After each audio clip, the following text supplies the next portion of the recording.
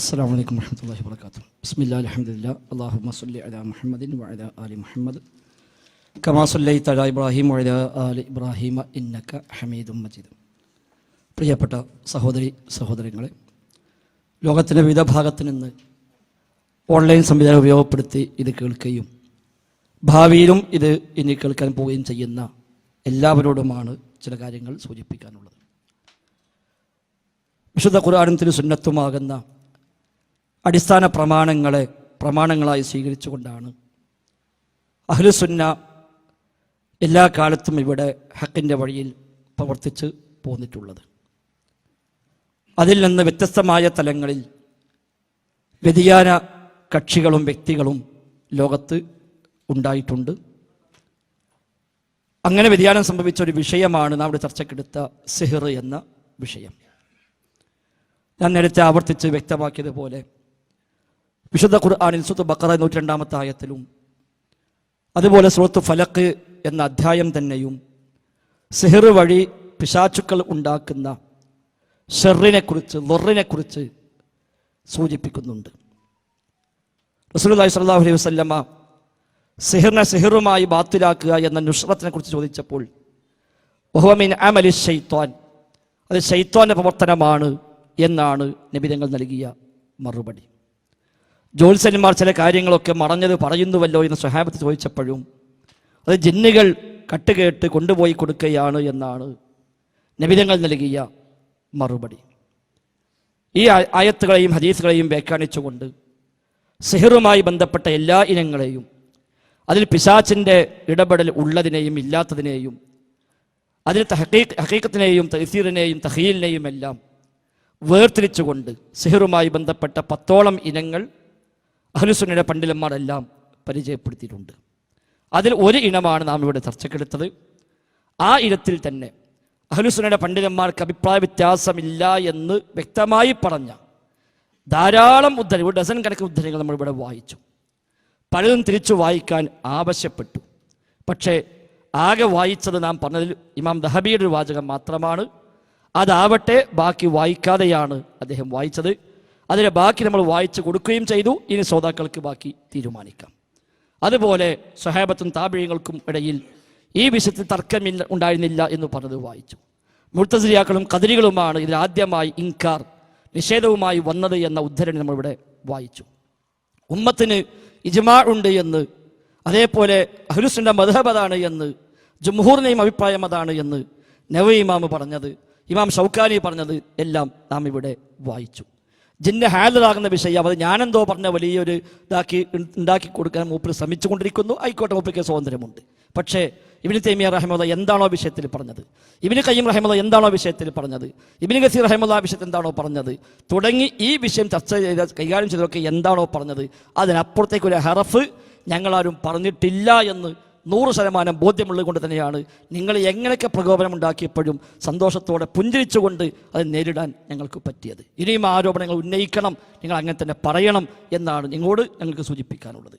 അതേപോലെ ഇമാം ബുഖാരി, ഇമാം മുസ്ലിം, ഇമാം ഷാഫിഈ, ഇമാം അഹ്മദ്, ഇമാം അബൂ ഹനീഫ, ഇബ്നു തൈമിയ്യ, ഇമാം മാസിരി, ഇബ്നു ഹജർ അസ്ഖലാനി, ഇമാം നവവി, ഇമാം റാസി, ഇബ്നു ഉസൈമീൻ, സ്വാലിഹുൽ ഫൗസാൻ, മുഹമ്മദ് അബ്ദുൽ വഹാബ്, ഇമാം ഷൗക്കാനി, ഷെയ്ഖ് ഇബ്നു ബാസ് തുടങ്ങി ധാരാളം പണ്ഡിതന്മാരെ പേരെടുത്ത് എണ്ണി പറഞ്ഞുകൊണ്ട് ഞാൻ പറഞ്ഞു അവരൊക്കെ സിഹറിന് ഹഖീഖത്തുണ്ടെന്ന് പറയുന്നു, തഫ്സീറുണ്ടെന്ന് പറയുന്നു.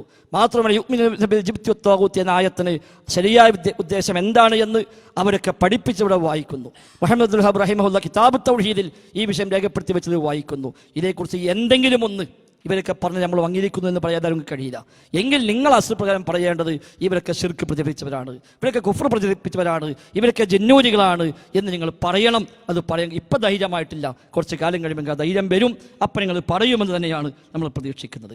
മാത്രവുമല്ല ഇവിടെ ഖുർആൻ ആയത്തുകളും ഹദീസുകളും വെച്ചുകൊണ്ടാണ് ചർച്ച വെച്ചത്. പക്ഷേ ഞാൻ ചോദിച്ചു, നിങ്ങൾ പറഞ്ഞ ആയത്ത് ഏത് മുഫസ്സിറാ അർത്ഥം പറഞ്ഞത്? നിങ്ങൾ പറയാൻ പോലും ശ്രമിച്ചില്ല. ഹദീസ് ഞാൻ പറഞ്ഞു, നിങ്ങൾ പറഞ്ഞ ഹദീസിന് ഏത് മുഹദ്ദിസാണ്, ഏത് പണ്ഡിതനാണ് ആ ഹദീസിന് ആ വ്യാഖ്യാനം പറഞ്ഞത്. ഒന്ന് വായിക്കാൻ പോലും നിങ്ങൾ ശ്രമിച്ചില്ല. അതുപോലെ തന്നെ ഉദ്ധരിച്ച ഓരോന്നിനും നമ്മളങ്ങനെ ചോദിച്ചിരുന്നു. ഇജ്മാഴ് പറഞ്ഞു. അപ്പോൾ ഖിയാസ് വെച്ചുകൊണ്ട് ഇജ്മാഴിനെ നിങ്ങൾ ആ നിലക്കൊന്ന് കൂട്ടിമാട്ടാൻ നോക്കി, പക്ഷെ അതും ശരിയായില്ല. അവസാനം പണ്ഡിതന്മാർ ഉദ്ധരിച്ചപ്പോഴോ പണ്ഡിതന്മാർ ഉദ്ധരിച്ചാൽ പോലെ അതിന് ആയത്തോതണമെന്ന് പറഞ്ഞു. ആയത്തോതിപ്പോൾ ആയത്ത് സ്വീകാര്യമല്ലതാനും. അവസാനം നിങ്ങൾ വ്യക്തമായി തന്നെ തുറന്ന് സമ്മതിക്കേണ്ടി വന്നു. ബുഖാരിയിലെ മുഴുവൻ ഹദീസും സ്വഹീഹാണെന്ന് സമ്മതിച്ചാൽ അത് സിയോണിസമാണ് എന്ന ചേകന്നൂരിൻ്റെ ആശയം ഇവിടെ നിങ്ങൾ പച്ചക്ക് പറഞ്ഞു. അതേപോലെ സമസ്തക്കാർ പറയുന്ന അല്ലാഹുല്ലാത്തവർക്ക് അഭൗതികമായ കഴിവുണ്ട് എന്ന സമസ്തയുടെ ശിർക്കൻ വിശ്വാസം, ആ വിശ്വാസത്തിലാണ് ഇപ്പോൾ നിങ്ങളുള്ളത്. നിങ്ങൾ ആ വിശ്വാസത്തിലാണ് ഉള്ളത്. അല്ലാഹുല്ലാത്തവർക്ക് അഭൗതിക വകവെച്ച് കൊടുക്കുക വഴി നിങ്ങൾ അതിൽ എത്തിയിരിക്കുന്നു. മുജാഹിദ് പ്രസ്ഥാനം ഈ കാലം അത്രയും പഠിപ്പിച്ചത് അഭൗതികമായ കഴിവ് അല്ലാഹു തആലാക്ക് മാത്രമേ ഉള്ളൂവെന്നാണ്. ഒരു സാഹിറിനുമില്ല, ഒരു മസ്ഹൂറിനുമില്ല, ഒരു ജിന്നിൽ സഹായിക്കുന്ന സിഹിറിൽ സഹായിക്കുന്ന ശൈത്താനുമില്ല. അവൻ പൂജിച്ചാലും പ്രാർത്ഥിച്ചാലും ഒന്നും അഭൗതികമായ നിലയ്ക്ക് ഇടപെടുക ഇല്ല, അഭൗതികമായി സഹായിക്കുകയില്ല. അത് ഉണ്ടെന്ന് വിശ്വസിച്ചാൽ തന്നെ ശിർക്കായി. എന്നാൽ അല്ലാഹു തആല നിശ്ചയിച്ച കൗനിയായ ഇതിന് അതാണ് വമാഹും ബിളാരിന ബിഹി മിൻ അഹദിൻ ഇല്ലാ ബിഇദ്നില്ലാ. അള്ളാഹുവിൻ്റെ ഇതിനു പ്രകാരമല്ലാതെ അവന് ഉപദ്രവം ചെയ്യാൻ കഴിയില്ല. ആ ഇതിനേതാണ്? ഇബ്നു ഖയ്യിം റഹിമഹുല്ലാഹ് പറഞ്ഞു, അൽ ഇദ്നുൽ കൗനിയു, പ്രാപഞ്ചികമായ ഇതിന്, ലാ അശ്ശറഈ, ശറഈയായ ഇതിനല്ല. പ്രപഞ്ചത്തിൽ അള്ളാഹു വെച്ച വ്യവസ്ഥ, അതിനാണ് നമ്മൾ കാര്യകാരൻ്റെ ബന്ധം എന്ന് പറയുക. ആ വ്യവസ്ഥ പ്രകാരം, കാര്യകാരൻ്റെ ബന്ധപ്രകാരം ശൈത്താൻ അവിടെ ഇടപെടും, സഹായിക്കും എന്ന് ഈ ആയത്ത് വെച്ചിട്ടാണ് ഇബ്നു ഖയ്യിം റഹിമഹുല്ലാഹ് വ്യക്തമായി പഠിപ്പിച്ചിരിക്കുന്നത്. വമാ ഉൻസില മലക്കൈനി എന്ന ആയത്തിന് നിങ്ങൾ ഇല്ലാത്ത സംഗതി കൊണ്ടുവരാൻ വേണ്ടി ശ്രമിച്ചു. അത് നമ്മൾ വായിച്ചു. പിന്നെ ഇതിനെക്കുറിച്ച് നിങ്ങളൊന്നും മിണ്ടിയിട്ടില്ല. ഷബാബിനെ കുറിച്ച് ചോദിച്ചു. ഷബാബിൽ അലി മദനി എഴുതിയ നുണയെപ്പറ്റി ചോദിച്ചു. പക്ഷെ എന്തെങ്കിലും പറയാൻ കഴിഞ്ഞിട്ടില്ല. നബി തങ്ങളുടെ ബുദ്ധിക്ക് ഈ സിഹർ കൊണ്ട് യാതൊരു സ്വാധീനവും ഉണ്ടാക്കിയിട്ടില്ല. നബിയുടെ വഹയിന് ഒരു പ്രയാസവും ഉണ്ടായിട്ടില്ല. അള്ളാഹു തആല കാക്കുമെന്ന് അല്ല ഏറ്റതാണ്. വല്ലാഹു യഅസിമുക മിനന്നാസ്. അല്ല നിങ്ങൾ സംരക്ഷിക്കുന്ന അല്ല പറഞ്ഞാണ്. അല്ല സംരക്ഷിച്ചു. ജൂതന്മാർ കൊല്ലാൻ ശ്രമിച്ചു പല രൂപത്തിൽ. അതിൽ ഒന്നായിരുന്നു സിഹർ ചെയ്തുകൊണ്ട് കൊല്ലാൻ ശ്രമിച്ചത്. അല്ല സംരക്ഷിച്ചു. വിഷം കൊടുത്തു കൊല്ലാൻ ശ്രമിച്ചു. അല്ല സംരക്ഷിച്ചു. ഇനി നാളെ പിറ്റേ നിങ്ങൾക്ക് പറയേണ്ടി വരും ജൂതന്മാർ വിഷം കൊടുത്തു എന്ന ഹദീസ് ഈ ആയത്തിന് എതിരാണ്. കാരണം എന്താ? വല്ലാഹു യഅസിമുക മിനന്നാസ്, അല്ല പറഞ്ഞാലേക്ക് ആക്കുമെന്ന്. പക്ഷെ വിഷം കൊടുത്തു പറഞ്ഞാൽ അത് പ്രശ്നമാണ്. അതുകൊണ്ട് ആ ഹദീസ് ശരിയല്ല എന്ന് പറയേണ്ടി വരും. അങ്ങനെ ഓരോന്നോരോന്നായി നിങ്ങൾ തള്ളിക്കളയേണ്ടി വരും. ബദലിൽ മലക്കിറങ്ങി എന്നതിനെ അബ്ദുസ്സലാം നിഷേധിച്ച പുസ്തകമടക്കം ചൂണ്ടിക്കാണിച്ച് നിങ്ങൾ ചോദ്യം ഉന്നയിച്ചു, പരാമർശിച്ചു. നിങ്ങൾ മിണ്ടിയിട്ടില്ല. ഇപ്പം മിണ്ടാൻ കഴിയുക. കുറച്ച് കഴിഞ്ഞാൽ നിങ്ങൾ പറയേണ്ടി വരും ബദലിൽ മലക്കിറങ്ങിയിട്ടില്ല. കാരണം മലക്കിറങ്ങി എന്ന് പറഞ്ഞാൽ അബോധികമായ സഹായം കിട്ടി എന്നായി. അപ്പോൾ ഖുറാഫിയോട് ചോദിക്കും, ഞങ്ങൾ പണ്ടേ പറഞ്ഞില്ലേ മൊയ്തീൻ ഷേഖ് അബോധികമായി സഹായിക്കും, അപ്പം നിങ്ങൾ പറഞ്ഞു മലക്ക് അബോധികമായി സഹായിക്കും. അപ്പം എന്താ വ്യത്യാസം എന്ന് അവിടെ ചോദിക്കും. ആ ബേജാറുള്ളതുകൊണ്ട് ഇപ്പം നിങ്ങൾ പറയുന്നില്ല, പക്ഷെ നിങ്ങൾക്കത് പറയേണ്ടി വരും. ഈ വക ഇല്ലാത്ത അസുണ്ടാക്കുമ്പോൾ ഇതൊക്കെയാണ് ഉണ്ടാകാവുന്ന അപകടങ്ങൾ. പ്രസിദ്ധീകരണങ്ങൾ വായിച്ചു. ആദ്യം പറഞ്ഞു അത് പ്രസിദ്ധീകരണത്തിൽ ആര് കൊടുത്താലും പ്രസിദ്ധീകരിക്കും, അത് ഓരഭിപ്രായമാണ്, ആര് തന്നാലും പ്രസിദ്ധീകരിക്കും. പക്ഷേ കേവലം ഒരു ലേഖനമല്ല, ഷബാബിൽ ചോദ്യമായി വരികയും ആ ചോദ്യത്തിന് ഉത്തരമായി എഴുതുകയും ചെയ്തതിനെയാണ് നമ്മൾ ചോദിച്ചത്. അതേക്കുറിച്ച് മുണ്ടിയിട്ടില്ല. ഷെയ്ഖ് സ്വാലിഹ് ഫൗസാന്റെ കിതാബിൽ നിന്ന് ഹഖ് എന്ന് പറഞ്ഞൊരു ഭാഗത്തെ തെറ്റായ അർത്ഥം വെച്ചുകൊണ്ട് നിങ്ങൾ വായിച്ചു. അതിന് വിശദമായ ഭാഗം വായിക്കാൻ പല പ്രാവശ്യം ആവശ്യപ്പെട്ടു. നിങ്ങൾ വായിച്ചില്ല. നിങ്ങൾ വായിക്കില്ല ബോധ്യമായപ്പോൾ ഞാൻ വായിച്ചു. എന്നിട്ടെങ്കിലും ഒരു വാക്ക് എന്നാ ശരി, അത് ഞങ്ങൾ ശ്രദ്ധിച്ചിട്ടുണ്ടായിരുന്നില്ല എന്നെങ്കിലും പറഞ്ഞാൽ അത് മര്യാദയാകുമായിരുന്നു. അത് ചെയ്തില്ല. ഇമാം ദഹബി ഹിഷാമിനെ കുറിച്ച് കദ്ദാബ് എന്ന് പറഞ്ഞത് ഇവിടെ തട്ടിപ്പ് നടത്തി നിങ്ങൾ വായിച്ചു. ഞങ്ങൾ വായിക്കാൻ ആവശ്യപ്പെട്ട നിങ്ങളോട് നിങ്ങൾ ആ ഭാഗം വായിച്ചു, ബാക്കി വായിക്കണമെന്ന് പറഞ്ഞു. അപ്പം നിങ്ങൾ വായിച്ചോളിയാറ്. ഞങ്ങൾ വായിച്ചപ്പോൾ നിങ്ങൾ പറഞ്ഞ നേരെ വിരുദ്ധമാണ് താഴെയുള്ളത്. ഇമാം ദഹബി കൊടുത്ത അവസാനത്തെ വിധി ആ പറഞ്ഞത് മർദൂദാണ്, തള്ളപ്പെടേണ്ട കാര്യമാണ് എന്ന് ഇമാം ദഹബി പറഞ്ഞതാണ് നമ്മളതിൽ കാണുന്നത്.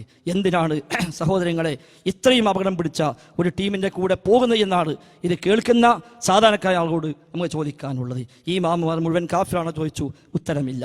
ഹിഷാമിനെ കുറിച്ച് ചോദിച്ചു, വ്യക്തമായി പറഞ്ഞില്ല. ഹിഷാം ഇല്ലാത്ത സനദ് തരാമെന്ന് പറഞ്ഞു, സ്വീകരിക്കുമെന്ന് പറയാൻ നിങ്ങൾക്ക് ധൈര്യമില്ല. ഇബ്നു തൈമിയ്യ റഹിമഹുല്ലാഹ് ഫത്താവ പല പ്രാവശ്യം വെച്ച് നീട്ടി. ഞാൻ ആ പറഞ്ഞതൊക്കെ അതിലുണ്ട്. ഞാൻ പറഞ്ഞു സാഹിറിനെ എങ്ങനെ സഹായിക്കും, ഹാലറാകലും കൊണ്ടുപോകലും എല്ലാം ഇവിടെ പറഞ്ഞു. അത് തന്നെ പണ്ട് ഷബാബിൽ എഴുതിയത് ഞാൻ സൂചിപ്പിച്ചു പോയി. കിതാബ് ഞാൻ തന്നു, വായിക്കാമെന്ന് ആദ്യം പറഞ്ഞു, പക്ഷെ അവസാനം നിങ്ങൾ വായിച്ചില്ല. സഅദിയിൽ നിങ്ങൾ ഒരു ഭാഗം മാത്രം വായിച്ചു. ഇമാം സഅദി സിഹറിനെ പറ്റി പറഞ്ഞ് വായിക്കാൻ ധൈര്യമുണ്ടോ ചോദിച്ചു, നിങ്ങൾ വായിച്ചിട്ടില്ല. ഇങ്ങനെ ഓരോന്നും ചോദിച്ച ഓരോന്നും അങ്ങനെ തന്നെ അവിടെ ബാക്കി കിടക്കുകയാണ്. അതുകൊണ്ട് നിങ്ങൾക്ക് ഏറ്റവും നല്ലത് ഒന്നിൽ വ്യക്തമായി പ്രഖ്യാപിക്കുക, ഞങ്ങൾ അഹ്ലുസുന്നയല്ല, ഞങ്ങൾ മുജാഹിദ് പ്രസ്ഥാനത്തിലില്ല, ഞങ്ങളതിന് പോയി, ഞങ്ങൾ മറ്റൊരു ടീമുണ്ടാക്കി പോയിരിക്കുന്നു പ്രഖ്യാപിച്ചാൽ ഇപ്പം നിങ്ങളെ പിന്നാലെ നമ്മൾ ഉണ്ടാവില്ല. നിങ്ങൾ അഹ്ലുസുന്നയാണ് എന്ന് പറയുകയും മുജാഹിദ് പ്രസ്ഥാനത്തിൻ്റെ ലേബലിൽ ഇത്തിക്കണ്ണികളായി പ്രവർത്തിക്കുകയും ചെയ്യുമ്പോൾ ഇത് ശരിയല്ല എന്നും, നിങ്ങൾ ഒരു ഭാഗത്ത് സമസ്തക്കാർ പറയുന്ന ഷിർക്കിനെ അവർ തൗഹീദായി പറയുന്ന ശിർക്കിനെ നിങ്ങളും ഏറ്റെടുക്കുകയും അള്ളാഹു അല്ലാത്തവർക്ക് അബൗദികമായ കഴിവുണ്ട് എന്ന് നിങ്ങളിവിടെ പ്രചരിപ്പിക്കുകയും മറുഭാഗത്ത് സ്വഹീഹ ഹദീസുകൾ മുഴുവൻ തള്ളിക്കളയാനും വിശുദ്ധ ഖുർആനെ പോലും ഇനി സംശയം ജനിപ്പിക്കുന്നിടത്തേക്കാണ് അടുത്ത സ്റ്റെപ്പ് നിങ്ങൾ വെക്കാനുള്ളത്. അതിനു മുമ്പ് രക്ഷപ്പെട്ടാൽ നിങ്ങൾക്ക് നന്നായി എന്ന് മാത്രമാണ് ഈ ശബ്ദം കേൾക്കുന്ന എല്ലാ മനുഷ്യന്മാരും പറയുന്നത്. ഞങ്ങളെ സംബന്ധിച്ച് അൽഹംദുലില്ലാ മുജാഹിദ് പ്രസ്ഥാനം പണ്ട് അൽമനാറിൽ എഴുതിയതുപോലെ സ്വഹീഹ് ബുഖാരിയിൽ വന്ന സ്വഹീഹ് മുസ്ലിമിൽ വന്ന മുഴുവൻ ഹദീസുകളും സ്വഹീഹായ സനദോടുകൂടി വന്ന എല്ലാ ഹദീസും സ്വഹീഹായതാണ് എന്നതിൽ ഒരു തർക്കവുമില്ല. അതിൽ നിങ്ങൾ പറയുന്ന പോലെ ഒരു പ്രശ്നമില്ല. ഖുർആനിൽ തെറ്റുണ്ട് എന്ന് ബുഖാരിയിൽ വന്നിട്ടില്ല. ഖിറാഅത്തുകൾ പലതുണ്ടാവാം, അതൊക്കെ അത് വ്യാഖ്യാനം വായിച്ചാൽ തന്നെ ക്ലിയർ ആവും. അവിടെ ബുഖാരി മുസ്ലിമിൽ വന്ന സനദോടുകൂടി വന്ന മുഴുവൻ ഹദീസും സ്വഹീഹാണ്, തള്ളേണ്ട ഒരു ആവശ്യവുമില്ല. ഹദീസ് നിദാന ശാസ്ത്രപ്രകാരം സ്വഹീഹ് എന്ന് പണ്ഡിതന്മാർ രേഖപ്പെടുത്തിയ ഒരു ഹദീസും അള്ളാഹുവിന്റെ തൗഫീഖ് കൊണ്ട് ഇന്നവരെ തള്ളേണ്ട ഗതികേട് വിസ്ഡം ഓർഗനൈസേഷന് ഉണ്ടായിട്ടില്ല. ഞങ്ങൾ അസ്ല് ശരിയാണ് എന്നതുകൊണ്ടാണ്. നിങ്ങളെ സംബന്ധിച്ച് ഓരോ ദിവസവും ഓരോ ഹദീസ് പ്രശ്നമാണ്. പണ്ട് പറഞ്ഞ് ബുഖാരി 60 ഹദീസ് ഞാൻ വഴീഫാക്കി എന്നാണ് സലാം സുലൈമി പറഞ്ഞത്. ഇന്നിപ്പോൾ അതല്ല. ഞാൻ ഇന്ന് പറഞ്ഞല്ലോ 200 ചില്ലാനം ഹദീസുകൾ ഹിഷാമിൽ നിന്ന് ബുഖാരി മുസ്ലിമിലുണ്ട്. അത് തള്ളിക്കോളൂ നിങ്ങളൊക്കെ. അതേപോലെ അമ്പിയാക്കളുടെ ശരീരവുമായി ബന്ധപ്പെട്ട് ചോദിച്ചു, നിങ്ങൾ പറഞ്ഞിട്ടില്ല. ഓരോന്നും അതേപോലെ കിടക്കുന്നു. ഇനിയെങ്കിലും പോയി സ്വസ്ഥമായി ഒന്ന് ആലോചിച്ച് വാശിയും വക്കളൊക്കെ വിട്ട് എന്തിനാണ് ഈ റൂട്ടിൽ പോകുന്നത് എന്നത് ആലോചിക്കുക എന്ന് മാത്രമാണ് സൂചിപ്പിക്കാനുള്ളത്. എന്നോടും നിങ്ങളോടുമൊക്കെ പൊതുവായി പറയാനുള്ളത്, അള്ളാഹും റസൂലും പഠിപ്പിച്ച ശരിയായ അഹ്ലുസുന്നയുടെ മനഹജ് ഏതാണോ ആ മനഹജ് പ്രകാരം നമുക്ക് ഒന്നിച്ച് മുന്നോട്ട് പോകണം. പദപ്രയോഗങ്ങളിൽ എവിടെയെങ്കിലും അധികമായി വല്ലതും വന്നുവെങ്കിൽ അത് ക്ഷമ ചോദിക്കുന്നു. സ്വാഭാവികമായി സംസാരം അദ്ദേഹം വല്ലതും വന്നിട്ടുണ്ടാവാം, ബോധപൂർവമല്ല, ക്ഷമ ചോദിക്കുന്നു. അള്ളാഹുവിന്റെ ദീന് ശരിയാവണ്ണം സ്ഥാപിക്കൽ മാത്രമാണ് നമ്മളെല്ലാവരും ലക്ഷ്യമാക്കുന്നത്. അള്ളാഹു തആല ഹക്കിനെ ഹക്കായി മനസ്സിലാക്കാനും അത് സ്വീകരിക്കാനും ബാത്തിലിനെ കൈയൊഴിയാനും നമുക്കെല്ലാം തൗഫീഖ് നൽകി അനുഗ്രഹിക്കുമാറാവട്ടെ. ബറക്കല്ലാഹു ഫീനാ ജമീഅ. അസ്സലാമു അലൈക്കും വറഹ്മത്തുള്ളാഹി വബറകാതുഹു.